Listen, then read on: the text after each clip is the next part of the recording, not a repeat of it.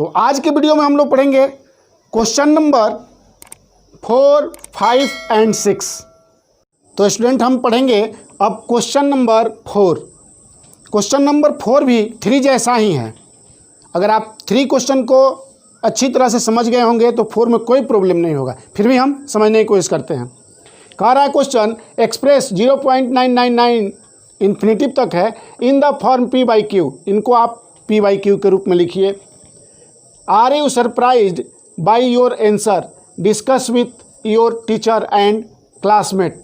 आप जो इसका एक्सप्रेस कर रहे हैं उसको आप अपने टीचर के साथ, अपने क्लासमेट के साथ, अपने मित्रों के साथ डिस्कस कीजिए और आपको फाइनली क्या आंसर मिल रहा है वो भी बताइए। इससे आपको क्या रिजल्ट मिल रहा है। तो बिना देर के हुए 3 जैसा हम इसको बनाने की कोशिश करते हैं। क्या बनाएंगे हम इसको? हमने 3 में जो दिया गया रहता था उसको हम कोई एक वेरिएबल नंबर के इक्वल मान लेते थे। तो यहाँ भी लिखेंगे वैसे ही, let x equal to 0.9999 infinitive तक। और इसको हम लिख सकते हैं कि देख रहे हैं कि 9 को बार बार रिपीट हो रहा है, तो आप इसको इक्वेशन 1 मान लीजिए। आप देख रहे हैं कि 9 ही बार बार रिपीट हो रहा है, यानी रिपीट होने वाला डिजिट कितना है? 1। तो हम इसमें 10 से मल्टीप्लाई करेंगे। आपको हमने फंडा पहले बता चुका है। तो मल्टीप्लाइंग इक्वेशन 1 बाई 10 से आप मल्टीप्लाई कराइएगा तो ये 10x हो जाएगा और इधर वाला हो जाएगा 9.999 इन्फिनेटिव तक। इसको आप इक्वेशन 2 मान लीजिए। अब इक्वेशन 2 से इक्वेशन 1 को सब्ट्रैक्ट कर दीजिए। सब्ट्रैक्टिंग इक्वेशन 1 फ्रॉम इक्वेशन 2, तो 10x माइनस इतना यानी 9x, और इसमें से आप इसको कट करेंगे तो हमारा वैल्यू आ जाएगा 9। और यहाँ से x का वैल्यू निकालिए तो x इक्वल टू आ जाएगा 9/9 और इससे ये कट कर हो जाएगा 1। मीन्स x का वैल्यू क्या मिला? 1। और हमने x किसको माना था? 0.999 को। तो हम लिख सकते हैं आगे कि 0.999 ये इक्वल हो गया 1 का। ऐसे भी हम बोलचाल की भाषा में बोलते हैं कि 0.999 मीन्स अगला डिजिट। तो अगला डिजिट इसका क्या है? 1।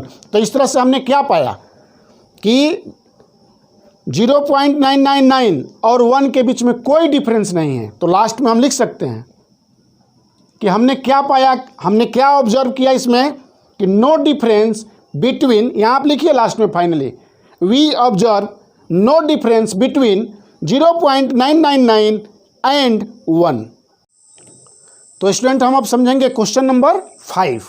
तो क्वेश्चन नंबर 5 हमारा कह रहा है कि what can the maximum number of the digit be in the repeating block of the digits in the decimal expansion of 1/17। Perform the division to check your answer. कह रहा है कि ये हमारा जो क्वेश्चन है 1/17 को आप डेसिमल एक्सपेंशन में कन्वर्ट कीजिए और जो उसका रिपीटिंग डेसिमल में नंबर आ रहे हैं या नंबर का ग्रुप जो आ रहा है वो कितना है वो हमको बताइए और उस अपने आंसर को चेक कीजिए।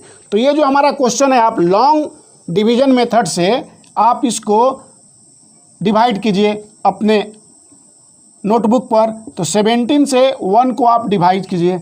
जब आप इसको इसमें डिवीजन करेंगे तो फाइनल वैल्यू जो हमारा आएगा वो आएगा 1/17 का 0. इतना। तो इस तरह से हम देख रहे हैं कि रिपीट होने वाले नंबर को अगर हम काउंट करेंगे तो इनकी संख्या है 16। आप इसको आप डिवाइड कीजिएगा अपने नोटबुक पर। डिवाइड करना आपको अच्छी तरह से आता है। उसका फाइनल वैल्यू इतना आएगा। आप अपने आंसर को मिला लीजिएगा। तो हम लास्टली देखेंगे ये हम कि इसका जो रिपीट होने वाले नंबर का ग्रुप है वो है 16 यानी 16। तो हम फाइनली क्या लिखेंगे? जो हमारा प्रश्न कह रहा है उसके अनुसार ही लिख देंगे। The maximum number of digit in the repeating block of 1/17 are 16। ये हमारा आंसर हो जाएगा। तो स्टूडेंट हम अब क्वेश्चन नंबर 6 समझेंगे। क्वेश्चन नंबर 6 कह रहा है look at the several example of rational number in the form p by Q. कुछ रेशनल नंबर ऐसे लीजिए जो पी बाई क्यू के रूप में हो, where p and q are integers with no common factor other than 1। कह रहा है कि पी और क्यू ऐसे हों जो इंटीजर्स हों और उनमें कोई 1 के सिवाय कॉमन फैक्टर ना हो। फिर आगे क्या कह रहा है, एंड हैविंग टर्मिनेटिंग डेसिमल, और वो ऐसे एग्जाम्पल हो कि वो टर्मिनेटिंग डेसिमल के एग्जाम्पल हो। और आप क्या इससे पाते हैं, can you guess what property q must satisfy. Means कि आप अगर ऐसे रेशनल नंबर ले रहे हैं जिनका कॉमन फैक्टर 1 के सिवाय दूसरा ना हो और वो रेशनल नंबर टर्मिनेटिंग हो, तो आप जो डिनोमिनेटर Q है उसके लिए आप क्या प्रॉपर्टी पाते हैं जिससे आप सेटिस्फाइड हो रहे हैं। तो इस क्वेश्चन को समझते हैं हम। आपको मैंने बताया था, जो आप नंबर सिस्टम के मास्टर वीडियो को आप देखेंगे तो मैंने बताया था आपको कि जिस रेशनल नंबर यानी प्रमेय संख्या का डिनोमिनेटर यानी हर का फैक्टर केवल और केवल 2 हो, 5 हो या यही दोनों अंक हो, तो वैसे डिनोमिनेटर वाले रेशनल नंबर टर्मिनेटिंग डेसिमल के एग्जाम्पल होते हैं। तो इस तरह से हम इसको समझते हैं। हम कुछ ले लेते हैं ऐसे नंबर, लेट्स कंसीडर, ये कुछ हम रेशनल नंबर एग्जाम्पल के रूप में ले लिए, इनका हमने वैल्यू निकाला। हेयर क्या वैल्यू निकल रहा है, उनको हम 1/2 को यानी 1 में 2 से आप डिवाइड कीजिएगा तो उसका वैल्यू आएगा 0.5, जो एक टर्मिनेटिंग का एग्जाम्पल हुआ। फिर 13/10 इसका भी वैल्यू होगा 1.3, 7/25 का वैल्यू होगा 0.28 और 19/15 का वैल्यू होगा 0.38। तो इस तरह से हम देखते हैं कि ये जितने भी हमारे एग्जाम्पल हैं ये सभी टर्मिनेटिंग डेसिमल के एग्जाम्पल हुए। तो इसको आप इस तरह से लिख सकते हैं कि ऑल हैव टर्मिनेटिंग डेसिमल्स। फिर हम देखिए अपना जो फाइनली प्रॉपर्टी क्यू का निकाल रहे हैं उसको हमको क्या रिजल्ट मिल रहा है। देखिए 1/2 को हम इस तरह लिख सकते हैं, 1/2 इक्वल होगा 1/2 का पावर 1। फिर 13/10 को हम लिख सकते हैं 13/2 × 5। 7/25 को लिख सकते हैं हम 7/5 × 5, और ये 5 × 5 का मीन्स क्या हो गया, 5² हो गया। उसी तरह से यहाँ भी 19/50 को लिख सकते हैं 90/2 × 5 × 5, और इसका फाइनल वैल्यू होगा 90/2 × 5²।